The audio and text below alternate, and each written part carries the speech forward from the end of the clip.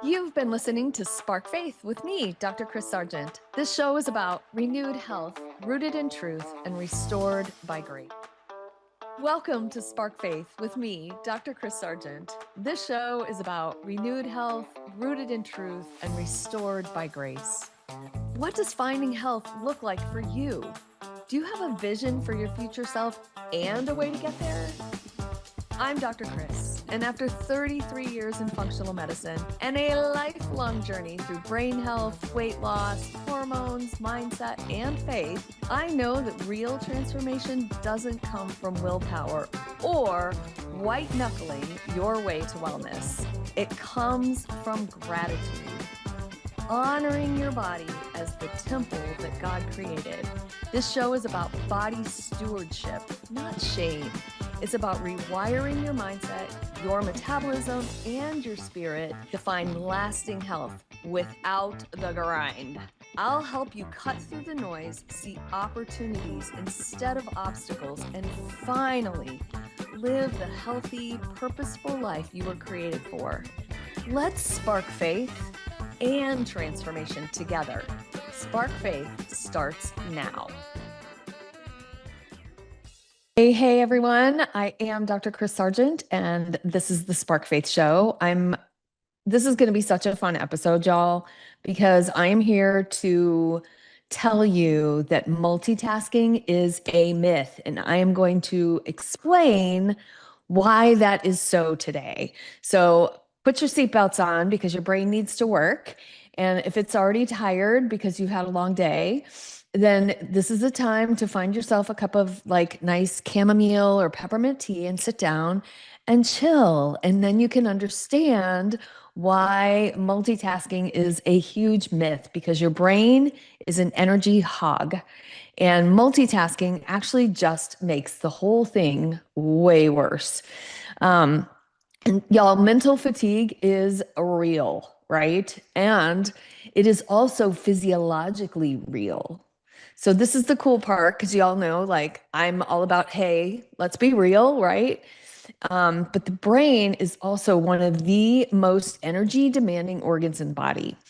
And so when we are multitasking all the time, it drains the energy far faster than most of us realize, right? It's almost like having a million apps open on your computer without it being plugged in, or too many apps open on your phone, right? It just sucks the energy right out of you, right? Like it sucks the energy out of the phone or your computer. It's the same thing with your brain. It's literally no different whatsoever. So if you've ever had one of those days that you didn't really do anything physical, right? But by like maybe noon or 3 o'clock in the afternoon, maybe two, right? You just feel completely exhausted. You didn't work out. You didn't run a marathon, right? And I'm hearing all of my productive, achievement-oriented people going, oh, I hate those days, because you couldn't check a box necessarily, right? You didn't do anything really hard physically, but your brain actually never stopped working. And maybe you're not giving yourself credit for that, right? But let's just say this is a day where maybe you're working from home and one of your kids is sick, and then the dog threw up on the rug, or the sick kid, right? Gross. And you're trying to just get some emails done and some texts done.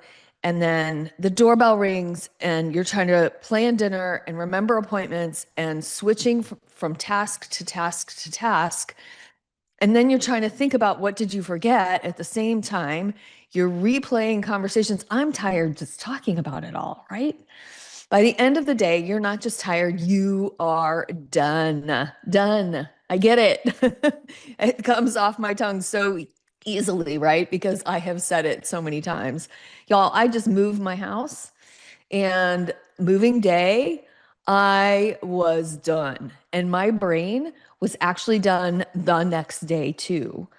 Definitely had to have a physical, mental recovery day.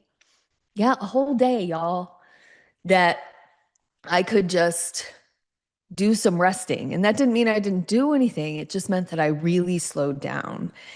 And so here's what some of y'all don't really realize, that exhaustion is not just in your head, right? it's coming from your head, right?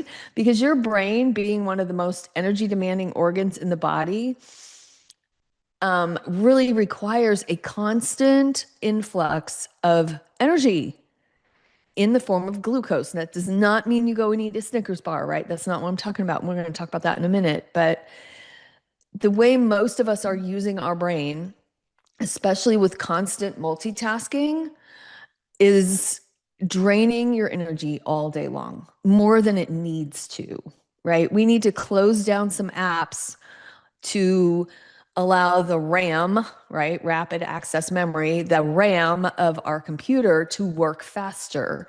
And that is exactly what we need to do with our brains. We need to start closing down and saying no to some things so that our brains can catch up with what's actually happening. And yes, I know. I can hear y'all go like, I know, I need to plan my time better. This is not about shaming you into planning your time better. Not at all. Do you need to sit and plan things better? That's a possibility. But I am not shaming you for not doing more or being more, right? That's not what this is about. This is about just like, hey, I want you to be aware that this is happening. Then you can look down the road and say, okay, I'm going to take a day where I can like really look at everything that I'm trying to do and kind of reorganize, reflip, say no, call some people, like ask for help. Oh, that ask for help thing. Uh, um, so here's the deal. Like here's what's really happening.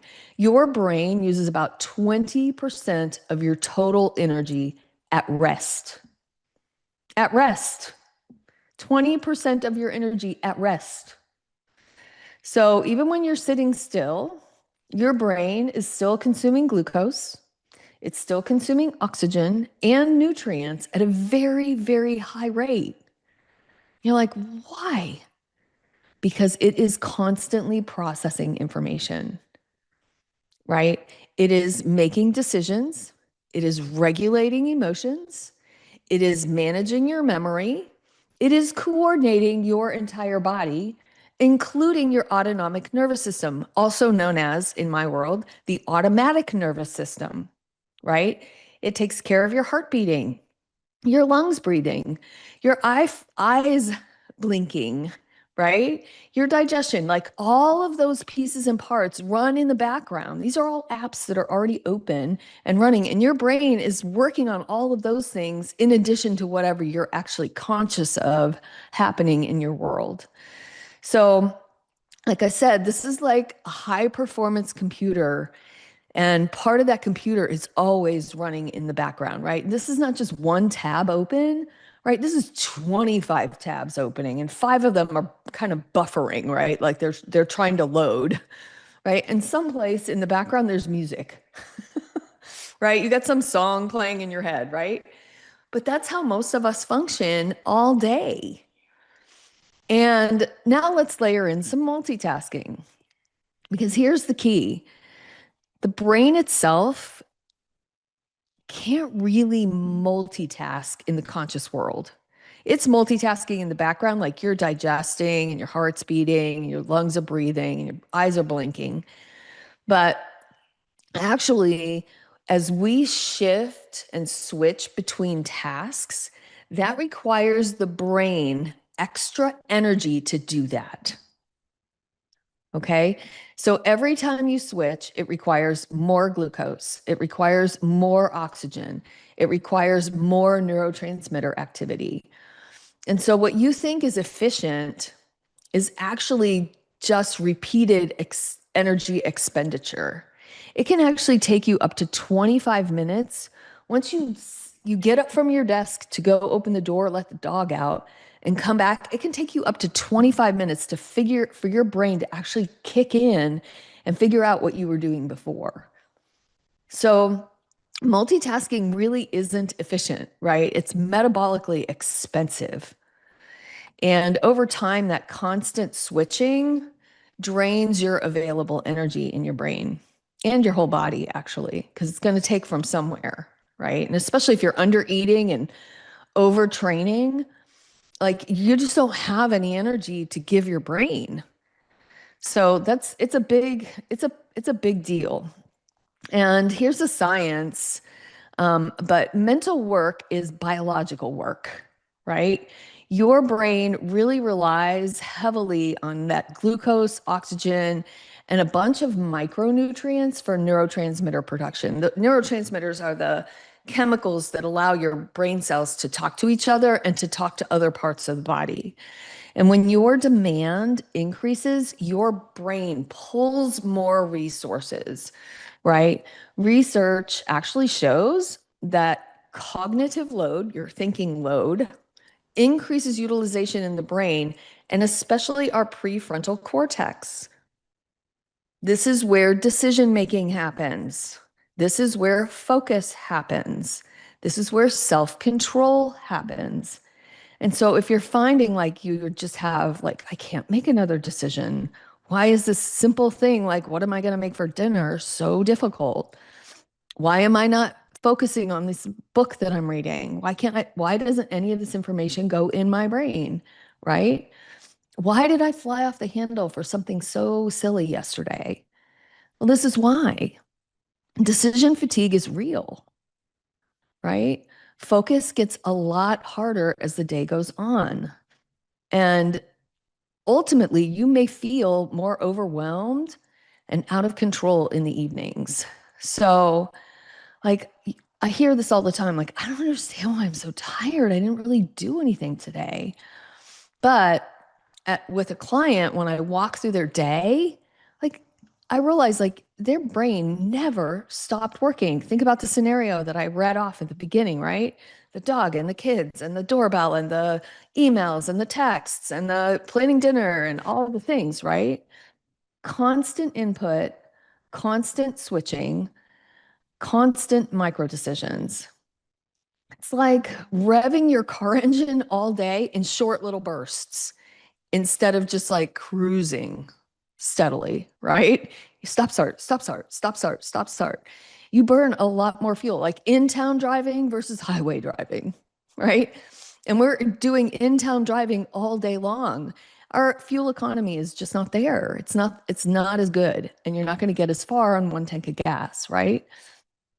So why does it get worse after 40? And we have talked about these things in previous episodes, so please go and listen to some of those episodes. But over 40, you know that there are hormonal shifts, right? Because estrogen plays a role in glucose metabolism, brain energy utilization, neurotransmitter balance from stress or lack of stress, right? So as estrogen declines, brain energy efficiency also can decrease. Doesn't have to, but it can. Mitochondrial function. I just did an entire episode on mitochondria. So you may want to go and listen to that because mitochondria are the little cellular energy producers. Think about like they're rechargeable batteries inside your cells, right?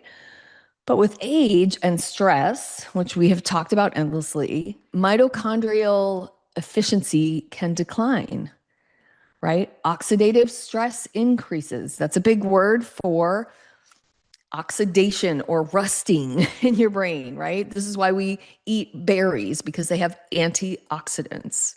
They help to protect us from oxidation.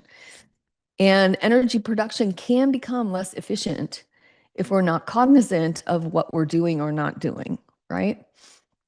We have an increased cognitive load as we age. It just happens, right? Us women, particularly midlife women, we're managing careers, we're managing households. Some of us have kids at home, and we're managing our aging parents, new relationships, right? Either girlfriends or our potential spouses, right? Health concerns are popping up. And so that's not just emotional weight, it's a metabolic demand on your brain. We also experience a lot of nutrient depletion. Some common deficiencies that really impact the brain are your B complex vitamins. And I don't just mean, oh, I take B6 or I take B12. I mean all of them, the whole B complex of vitamins, right? There's a bunch of them. Magnesium, important for for your brain to clear stuff out overnight, and for the synapses, the little parts that go together, for them to actually work properly. And iron, for you ladies who are still, in your having your cycles, if you're not taking iron, you probably need to. I'm not saying that without labs, but you may need to. So the brain literally cannot produce energy efficiently if it doesn't have the key nutrients it requires, right? So you're not just doing more, you're doing it with a system that has a super tight budget. So how can you do that, right? It's not possible in our body. And so, what are some things that can help? Right? I want to give you some things that you can take home and actually, you can do starting today. Simple stuff, right? Reduce your task switching. Not perfect, right? Just be aware and start batching similar tasks. If you've got two or three things to do in the kitchen, finish the kitchen first, right? Finish the work stuff first. Create like focused blocks that you do this, then this, then this. Do your best. I know when kids are home, it's harder to limit the interruptions. Close your door, lock it if you have to. But less switching is going to equal less brain drain, right? And less energy drain. Externalize your brain. Oh, I meant to grab my planner, but I actually have an old-fashioned planner that I have a pencil so we can change things, right? And I write things down. I also use my phone for things that I don't want to forget and for my calendar and for certain lists, right? Use your reminders on your phone. Don't ignore them, right? Because immediately that takes the pressure off if you know that something is already here and it will send you a reminder. Build some really simple rhythms, like reducing decision fatigue. Have the same breakfast. I know it's boring. Have the same lunch. I know it can be boring, but that reduces the amount of decisions that you have to make. And you can stay on plan, whatever your plan is. You can stay on your plan better if you can figure out two or three really easy things that you can just constantly remake. Then you don't have to worry about how it goes into MyFitnessPal or how it fits your macros or any of those things because you already have them planned out ahead of time, right? Consistent workout times. Well, today I'm doing this and I got to do that and then I'll work out, blah, blah, blah. No, keep your workout time very consistent and then structure your work blocks as much as possible. Fewer decisions means you're going to have more energy availability for your brain. And then make sure that you support your brain nutritionally. We have to have protein to make adequate neurotransmitters, right? We have to have a stable blood sugar. I know, I beat that dead horse every day. We have to have B complex vitamins. We have to have magnesium. You have to have fish oil. The brain cannot run without those raw materials. It's like not putting gas in your car and expecting to get across town. Move your body. Blood flow to the brain improves with movement. I know, right? We can deliver our oxygen better, our mitochondria function better. Even a short walk around the block, around your house, around your apartment building, up and down a couple flights of stairs, anything can reset your mental fatigue because you've got some extra brain power in there, right? You get some extra blood in there. So here's the thing, energy will improve when your brain doesn't have to constantly switch and solve and carry everything all at once. So let's think about the stewardship piece of this, right? What we eat and how we exercise, right? That's stewardship, how we're taking care of our body out of a place of gratitude, not shame, not guilt. But it also includes how we use our attention and how we spend our mental energy, right? And Isaiah 40:29 says, he gives strength to the weary and increases the power of the weak. Your body and your brain were not designed for constant fragmentation. They just weren't. We are not here to be constantly fragmented. There is a rhythm to how we are created to live. And we talked a little bit about this in my last podcast, right? We talked quite a bit about it in the last regulation podcast. That was last week. But like, we're created for focus. We're created for rest and downtime. We're called to rest at least one day a week. We're called to renewal. And I know y'all are sitting there going, where am I ever going to find time for rest when I have so many things going on? And I just want to back up a little bit and let's think about how we can reduce our task switching, right? How do we do that? Like batching similar tasks. How do we do that? Well, I need to clean the kitchen. I need to put the dishes in the dishwasher. I need to find all the dishes in the house. So what if we found all the dishes in the house first? Because I don't know about you, but my kids don't always bring them out of their rooms.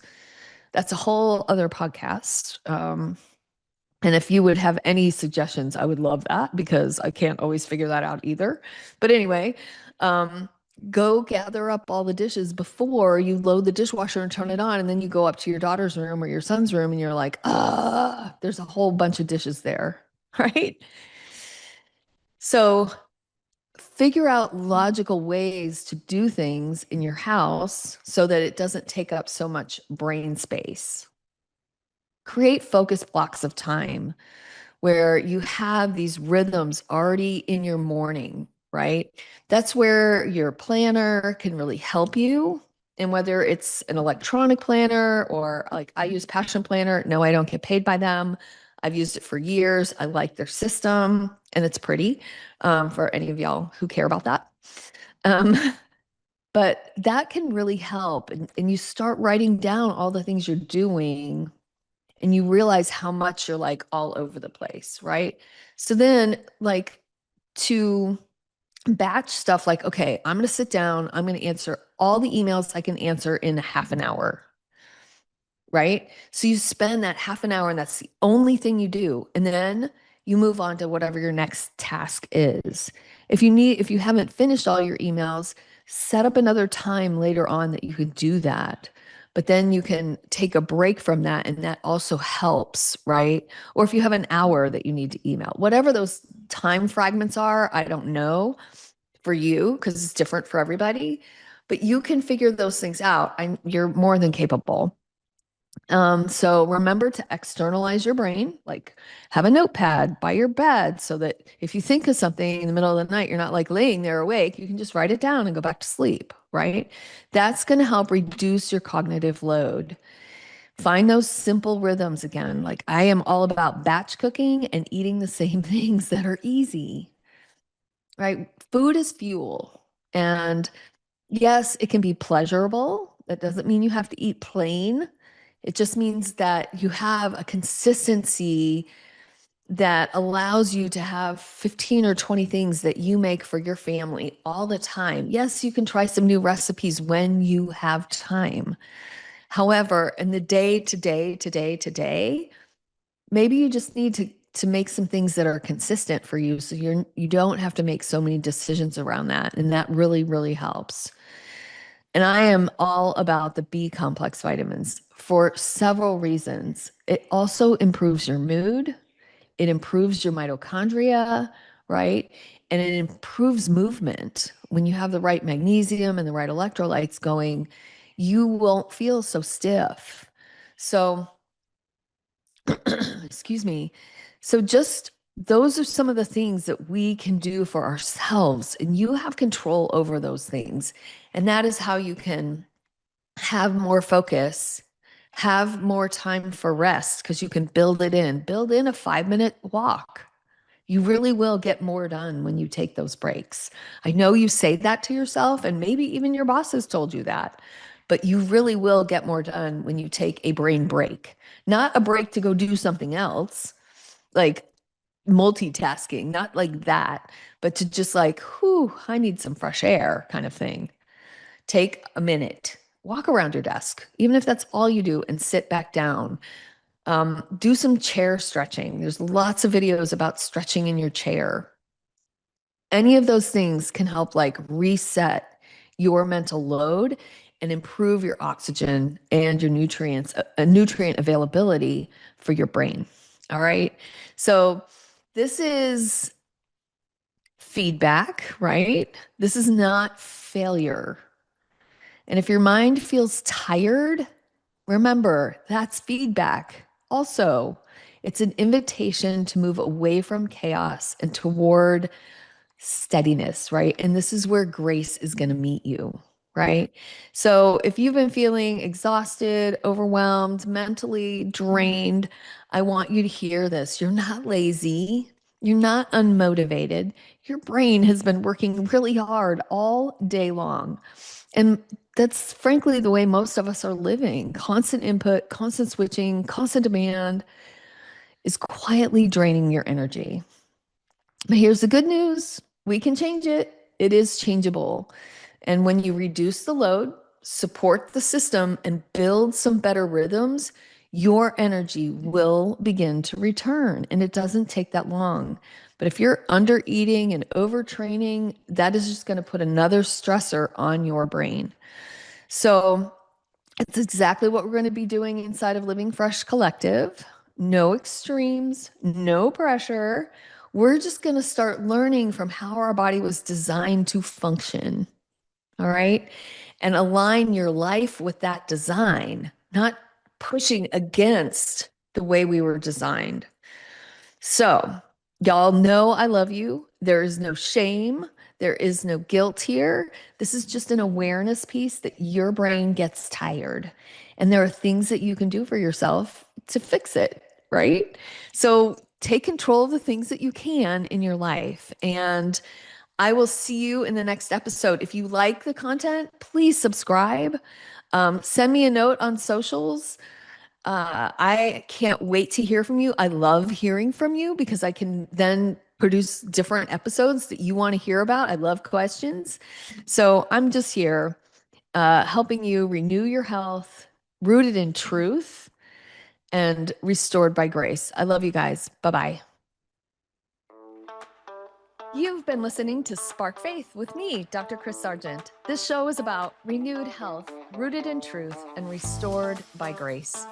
Tune in every Thursday morning at 9:30 a.m. Pacific on the Transformation Talk Radio for more simple, faith-fueled steps to live the vision God placed in your heart. Are you ready to take the next step? Schedule a discovery call or connect with me at drkrissargent.com. That's DRKRIS Sargent.com. While you're there, download my free ebook, Endless Energy, the 6 non-negotiable keys to endless energy, and sign up for an upcoming masterclass. Don't forget to subscribe, like, share the show, and I'd love to connect with you on social media at Dr. Kris Sargent. Let's keep sparking faith and transformation together. Can't wait to see y'all next time.